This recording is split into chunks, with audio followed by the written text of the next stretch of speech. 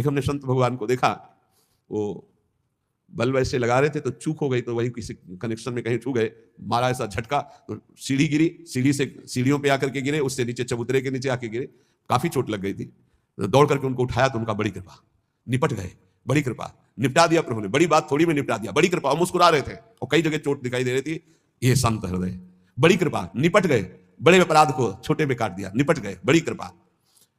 जब अपने दास के ऊपर प्रभु कृपा करते हैं तो उसके हृदय में सद्गुणों का खजाना खोल देते हैं, जो हर समय अनुभव करता रहता है मेरे ऊपर बड़ी कृपा है।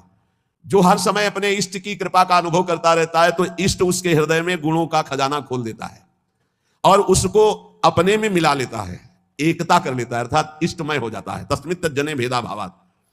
अब उसकी दृष्टि बड़ी महिमामय गौरवमय हो जाती है, जिधर दृष्टि जाती है उधर परमात्मा तत्व का दर्शन करता है। ऐसी स्थिति सच्चिदानंद रस में भरपूर होती है, ना अहंता होती ना ममता होती है। पर यह होता उन्हीं के ऊपर है। एक होते हैं जो केवल जीव से नाम जप करते हो, जीव से गुणानुवाद करते हैं, अंतःकरण विषय चिंतन करता रहता है। ध्यान देना, बहुत उत्तम बात वर्णन हो रही। पहली बात कही कि जो जीव हर समय उपासक की कृपा का अनुभव करता रहता, बड़ी कृपा, बड़ी कृपा, दुख में भी सुख में बड़ी कृपा, उसके हृदय में गुणों का खजाना खोल देते हैं और उसको एकता में मिला लेते हैं, अपने में मिला लेते हैं भगवान। अब दूसरी बात कह रहे हैं कि उपासक कब एकता को प्राप्त होता है। बोले एक उपासक होता है, बहुत ध्यान से अपने को देखना किस डिग्री में हो आप। एक उपासक होता है जो जीव के द्वारा नाम जप करता है, जीव के द्वारा गुणों का गान करता है, पर हृदय में विषय चिंतन होता है।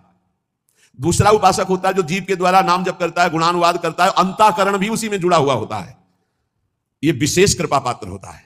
और तीसरा उपासक होता है जो जीव से नाम जप करता है, गुणानुवाद करता है, हृदय से जुड़ा रहता है और स्वयं लीला में डूबा रहता है। जो गाया, जो चिंतन किया, उसी में डूबा है। ये तीसरा, ये सर्वोपरि उपासक है। जो गाया वही चिंतन, जो चिंतन उसी में डूबा। एक गान कर रहा है लेकिन चिंतन विषय का हो रहा है, एक गान भी कर रहा है चिंतन भी कर रहा है, एक गान भी कर रहा है चिंतन भी कर रहा है, डूबा भी उसी में है, सुध ही नहीं। यह है उत्तम अवस्था उपासक की। बहुत जोर की बात है, ऐसा ही होना चाहिए। जो जप कर रहे हैं, जो गान कर रहे हैं, उसी का चिंतन कर रहे हैं, उसी में डूब रहे हैं। पहला जो नाम जप कर रहा है, गुणगान कर रहा है, हृदय से विषय चिंतन कर रहा है, उसको इस लोक और परलोक के भोग परास्त कर देते हैं। बहुत सावधान, ऐसा उपासक भ्रष्ट होने में देर नहीं लगेगी। जिसका वाणी से गान हो रहा है और हृदय से भी चिंतन हो रहा है, उसको इस लोक और परलोक के भोग अच्छे नहीं लगते, पर परास्त करने की गुंजाइश है। लेकिन तीसरा जो मनन करके डूबा हुआ है, त्रिभुवन का भोग, सामर्थ्य नहीं कि उसको लुभायमान कर सके, भ्रष्ट कर सके। तीसरी बहुत ऊंची स्थिति है। जो गृहस्थी में रह करके अपने परिवार से हंसता है, बोलता है, व्यवहार करता है, खाता पीता, चलता उठता बैठता है, पर ऐसे जैसे विदेश में आए हुए मेहमान। गृहस्थी में कैसे भगवत प्राप्त? बोले जो अपने परिवार के साथ हंसता है, खाता पीता, बोलता, व्यवहार करता है, बढ़िया, सब वैसे ही, लेकिन वो वैसे जैसे किसी मेहमान के यहाँ गया, उसको पता है रहना नहीं, देश बिराना है, ये भी छूटेंगे, शरीर भी छूटेगा, जाना है, मुझे प्रभु के पास जाना है। क्योंकि वो अपने परम प्रिय सखा प्रभु को हृदय में निरंतर चिंतन करते हुए ऊंची स्थिति को प्राप्त है कि मुझे भगवत प्राप्ति करनी है। ये सब केवल एक व्यवहार मात्र है। वो उस स्थिति में परिवार में रहता हुआ, संसार में रहता हुआ शायद ही कोई समझ पावे कि कितनी ऊंची कोटि का महात्मा है वो। गृहस्थ में रहते हुए, जो अपने परिवार में रहते हुए, प्रेम व्यवहार करते हुए, कमाते खाते हुए, हर समय भगवत स्मरण करते हुए ऐसे रहता है जैसे किसी मेहमान के यहाँ कि मुझे तो जाना है, नहीं घर मेरा, मकान मेरा, नई वस्तु मेरी, नाथ सकल संपदा तुम्हारी, मैं सेवक समेत सुतनारी, मुझे तो आप चाहिए। देखो, जब तक तुम संसार की कामनाओं से निवृत्त नहीं होगे तो ये संसार तुम्हें फंसाए रखेगा।